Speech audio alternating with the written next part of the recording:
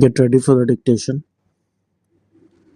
The dictation will start in next 5 seconds, so be prepared. Start. Mr. Vice Chairman, Sir, I rise to support the Plantations Labor Amendment Bill brought up by the government for our consideration. Sir, the sad plight of millions of toiling people who sweat on various plantations in the country to earn valuable foreign exchange for us is really too much to be expressed in words. These workers live and work in most inhuman and pitiable conditions. These plantations include tea, coffee, cinchona, rubber, etc.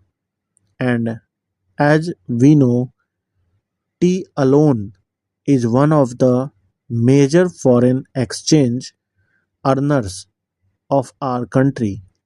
But, sir, it is indeed most regrettable that notwithstanding a lapse of 34 years since our independence, these workers who earn crores and crores of rupees by way of foreign exchange have to live in most miserable conditions.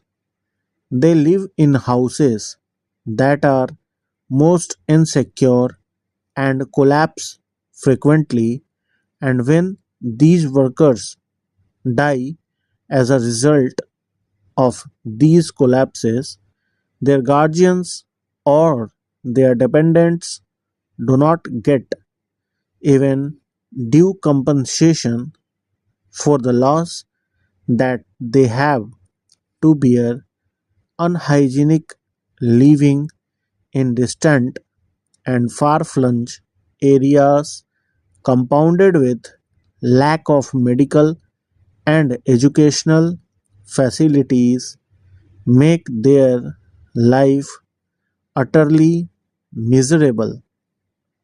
These plantation workers have to live in abject poverty like slaves of their employers, and we know most of these plantations are still foreign owned establishments, last vestiges of the colonial rule, the British rule, and as I said, it is a matter of deep regret for all of us that despite enacting an act, the Plantations Labor Act 1951, we have not yet been able to effect any improvement in their conditions.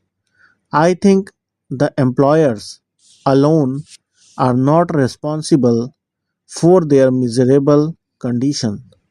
We are also as much responsible as they are because although we could enforce the enactment and we could improve their conditions much earlier, we have failed in doing so. Sir, on the 9th May 1973, this House, the Rajya Sabha, decided that a joint committee should be appointed to look into the desired amendment and put up a draft as early as possible for our consideration. On the 26th May 1973, the Lok Sabha also adopted our resolution, our motion, with the result that a 45-member committee in which 15 representatives were from the Rajya Sabha and 30 from the Lok Sabha was appointed to look into the matter.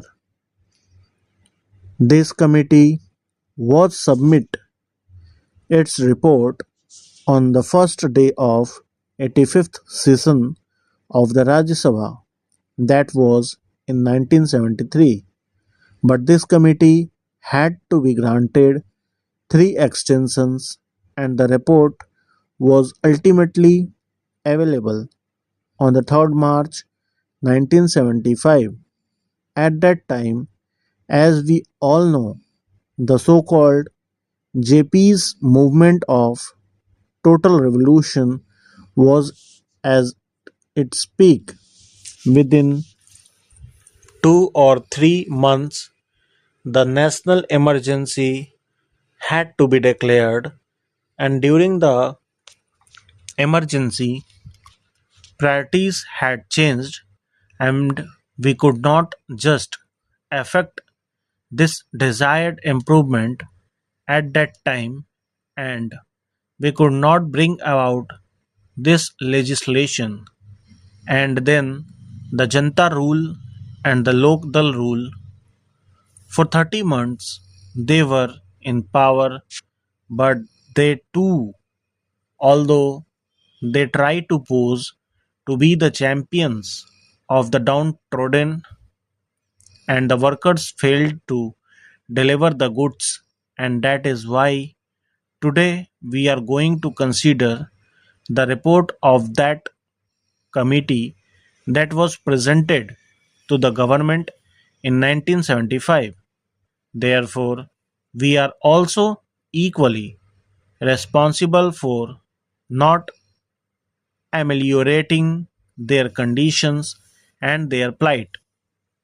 The committee had to consider 120 memoranda giving views and suggestions from various unions and associations, and 59 witnesses appeared before the committee, and that committee itself came to the conclusion that in various areas, even the barest minimum facilities, such as arrangement for supply of wholesome drinking water, latrines, urinals, provision of qualified doctors, had not been provided, though these amenities are a must under the Act.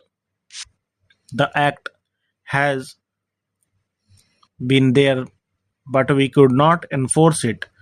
We could not implement it only because the employers did not want it. They did not want to give to the workers due justice. Inadequacy of punishments that are awarded under the Act is one of the main impediments standing in the way of implementation of various welfare measures. Courts generally take a lenient view of the offences under the Act, and they let off the employers who are offenders with lighter punishment, which generally amounts to a fine of rupees 100. So the committee suggested amendment to section 36 of the Act. An employer is required to provide these workers living accommodation, but generally, in spite of the fact that the government gives loans and subsidies to the employers for construction of houses, progress in regard to these constructions is very poor. As I said earlier, very unhygienic and insecure houses are there where these people have to live. Even compensation to the workers in the event of house collapse is not given. Stop writing.